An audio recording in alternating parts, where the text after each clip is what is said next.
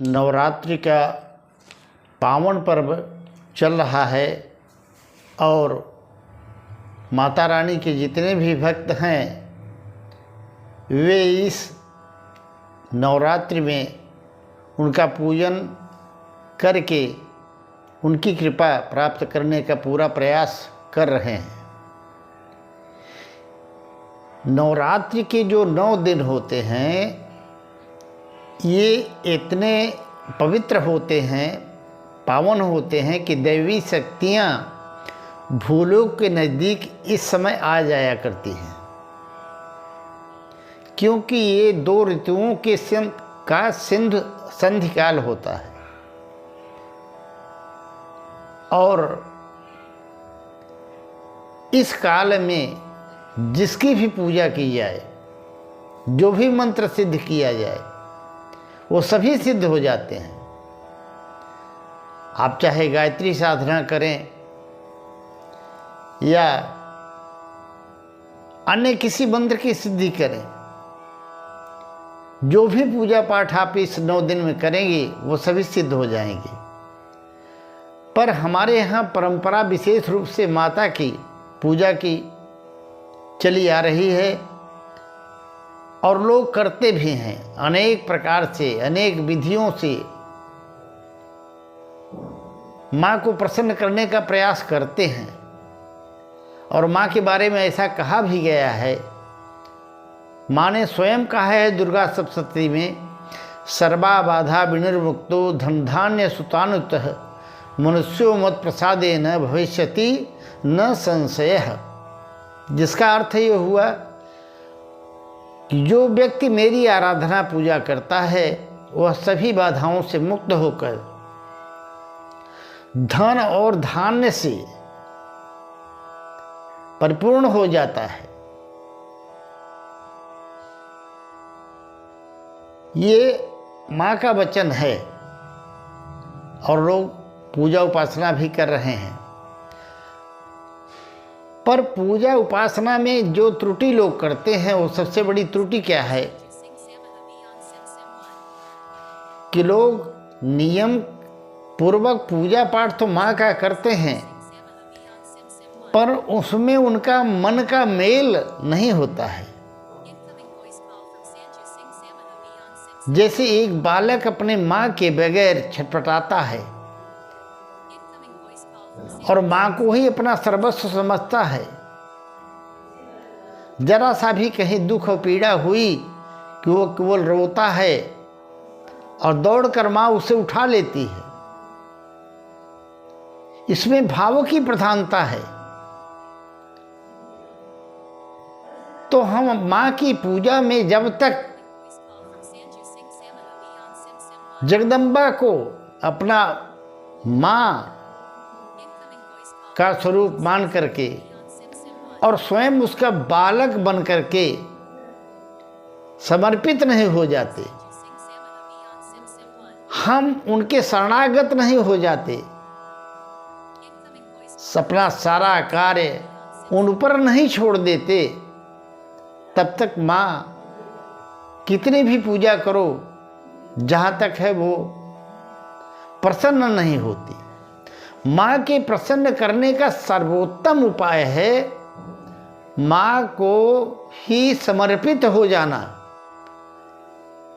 माँ को ही अपना सब कुछ बना लेना और माँ के सामने ही बैठ करके पूजा पाठ के साथ साथ कम से कम माँ के सामने रुदन करना कि माँ आप ही मेरे सर्वस्व हो और मेरा सब कुछ आप ही हो।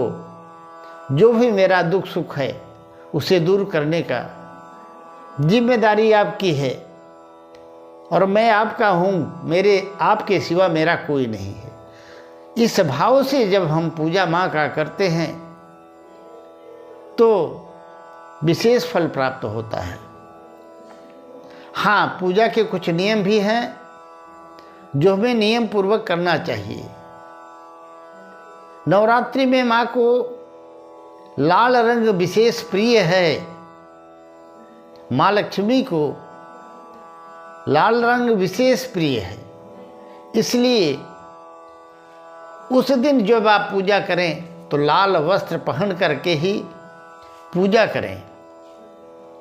माँ को लाल वस्त्र पहनकर पूजा करें और पुष्प जो चढ़ाएं वह भी लाल होना चाहिए।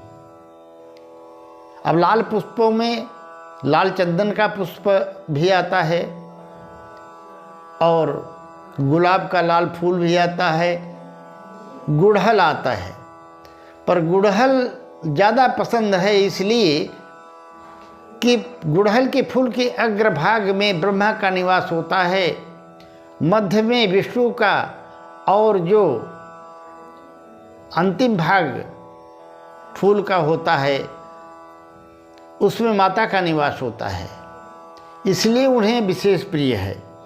तो ये फूल लाल रंग के अवश्य चढ़ाएं। लाल वस्त्र भी उन्हें अर्पित करें। जिस चौकी पर माँ का पूजा कर रहे हैं, पूजन कर रहे हैं, उस पर भी लाल वस्त्र बिछा करके स्वास्तिक लाल रंग से बना दें, और ये बना होना चाहिए। इसके साथ साथ आसन भी माँ का लाल होना चाहिए, अर्थात अक्षत आदि जो भी वस्तुएं आप चढ़ाएं सभी लाल रंग की होनी चाहिए। और जैसे अक्षत को रंग से रंग करके लाल बना लेना चाहिए। अब दूसरी बात है बर्तन। तो जो बर्तन आप माँ में को, जिन बर्तनों में आप भोग आदि करते हैं, माँ को चढ़ाते हैं, वह तांबे का अथवा पीतल का होना चाहिए। माला, 3 प्रकार की माला से माँ की पूजा होती है। पहला है लाल चंदन, स्फटिक और रुद्राक्ष। इनमें सबसे प्रिय माँ को है लाल चंदन। रक्त चंदन की माला से माँ की पूजा करना चाहिए। और शहद मिला हुआ दूध माँ को जरूर अर्पित करें, और माँ को अर्पित करने के बाद वो शहद मिला हुआ दूध आप स्वयं प्रसाद के रूप में लें। इसके साथ साथ सब व्यक्ति में माँ का ही दर्शन करें, और कन्या पूजन से माँ विशेष प्रसन्न होती हैं। तो सारी पूजा के बाद कन्या पूजन अवश्य करें, उसमें भूल न होने पाए इसका जरूर ध्यान रखें।